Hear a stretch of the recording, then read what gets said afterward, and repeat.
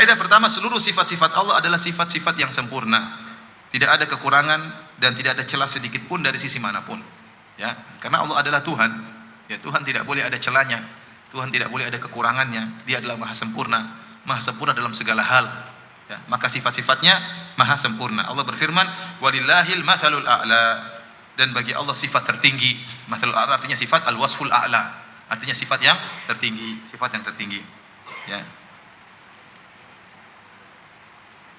Karenanya, kalau kita mengetahui bahwa seluruh sifat Allah adalah sifat yang maha sempurna, berarti melazimkan karenanya seluruh sifat yang merupakan sifat kekurangan atau celaan dan aib maka mustahil menjadi sifat Allah.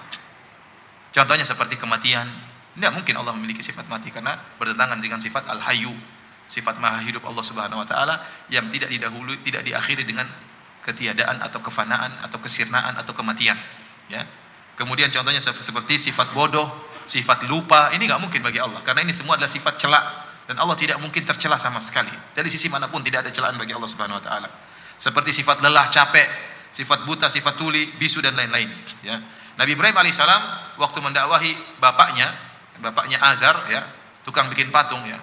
Jadi bapaknya ini bikin patung, ada produksi Tuhan, ya. Tuhan, ya Pak, mungkin dijual belikan, Allah alam bisawab, ya. Intinya dia bikin Tuhan. Maka Nabi Ibrahim tegur, "Ya abati lima ta'budu ma la yasma'u wa la yubsiru wa la yughni anka syai'a." Ya wahai ayahanda, kenapa kau menyembah patung yang tidak bisa melihat, tidak bisa mendengar dan tidak bisa beri manfaat kepada engkau sama sekali? Seperti ini tidak pantas menjadi Tuhan. Yang tidak sempurna tidak pantas menjadi Tuhan.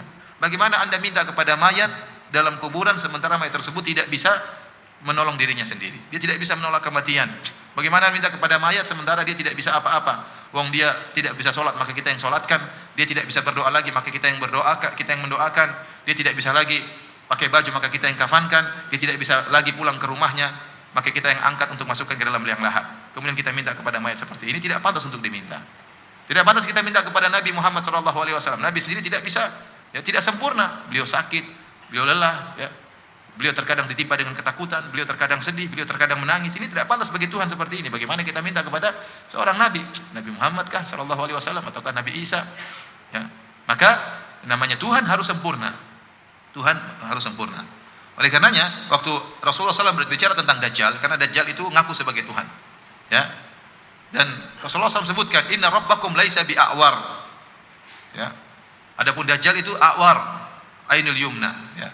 Kata Rasulullah SAW, sungguhnya Rabb kalian tidak buta sebelah. Adapun Dajjal meskipun dia mengaku sebagai Tuhan, dia tidak pantas menjadi Tuhan. Kenapa? Matanya buta sebelah. Dia mengaku sebagai Tuhan dan dia mendatangkan bukti-bukti sebagai Tuhan.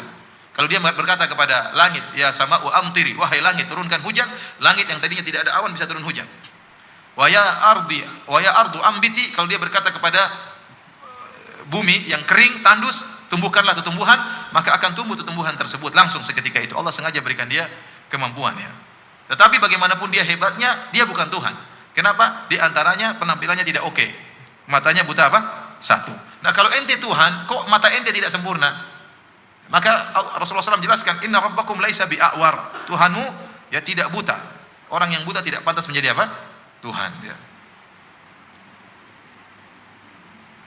Nah, kalau anda lihat dalam Al-Quran luar biasa tentang sifat-sifat Allah yang maha sempurna. Tapi kalau Anda baca dalam kitab Injil Perjanjian Lama, Anda akan dapati sifat-sifat Allah yang penuh dengan kekurangan, ya. Seperti diantaranya Allah menciptakan langit dan bumi, kemudian Allah istirahat, ya, pada hari ke-6, hari Sabtu. Makanya mereka mensucikan hari Sabtu. Tuhan saja istirahat, apalagi kita kerja.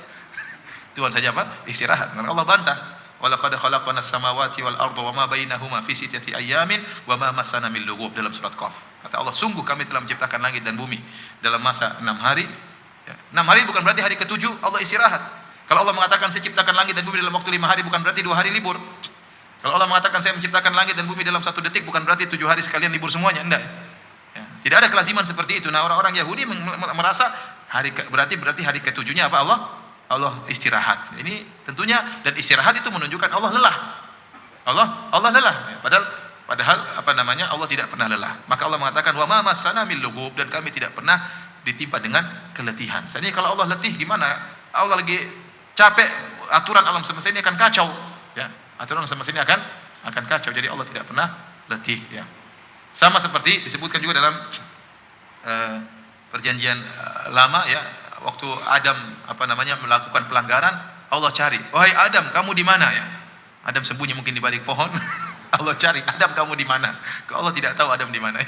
Artinya ini celaan bagi Allah Subhanahu wa taala. Ini tidak ada dalam Al-Qur'an, tapi dalam kitab-kitab terdahulu ada, tentunya yang sudah menyimpang ya, tentunya yang sudah apa? Menyimpang. Karena orang-orang Yahudi ya, Allah sebutkan tentang sifat-sifat mereka dalam Al-Qur'an, mereka mudah mencela Allah Subhanahu wa taala. Mereka mengatakan yadullahi maglulah, ya bahwasanya tangan Allah terbelenggu ya. Ya. Ya. Innallaha faqirun wa nahnu agniya, kata mereka Allah yang butuh, kami kaya, Allah yang butuh dengan kita misalnya. Makanya mereka mensifati Allah dengan sifat-sifat yang buruk, dan itu tentunya tidak pas bagi Allah Subhanahu wa taala. Nah, kalau Allah saja mereka cela, apalagi para nabi. Makanya kita dapati mereka mencela para nabi luar biasa. Ada nabi yang mabok, ada nabi yang berhubungan dengan anaknya sendiri, ada nabi yang bikin makar dan macam-macamnya ya. Ini tidak akan kita dapati dalam Al-Qur'an Al Karim. Ya. Kemudian karenanya poin yang kedua ya, jadi poin pertama, karena Allah sifatnya maha sempurna, maka seluruh sifat yang ada kekurangan atau celaan maka tidak pantas untuk ditetapkan bagi Allah Subhanahu wa taala ya.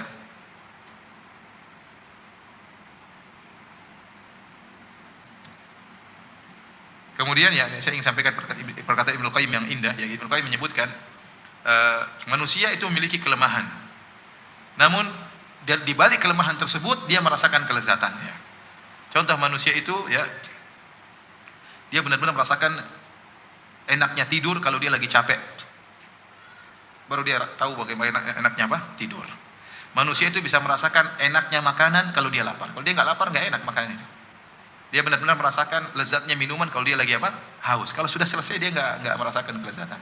Jadi balik kelemahan dan kekurangan manusia ada kelezatan yang Allah berikan. Ini diantara maha baiknya Allah kepada hamba-hambanya. Tapi poin kedua, jika ada suatu sifat yang sempurna dalam sebagian kondisi dan tercela dalam kondisi yang lain, maka tidak boleh disifati, Allah tidak boleh disifati dengan sifat tersebut secara mutlak, akan tapi disifati dengan sifat tersebut tatkala dalam kondisi di mana sifat tersebut sempurna.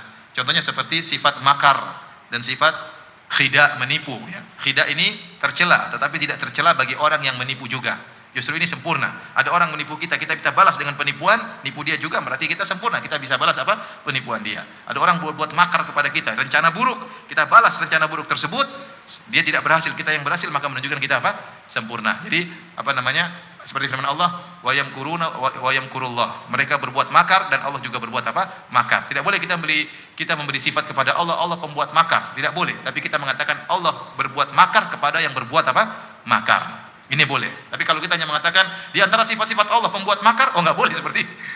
Nggak boleh. Di antara sifat-sifat Allah menipu, nggak boleh. Tapi kita bilang Allah menipu orang-orang yang penipu. Ya, ini nggak jadi masalah ya.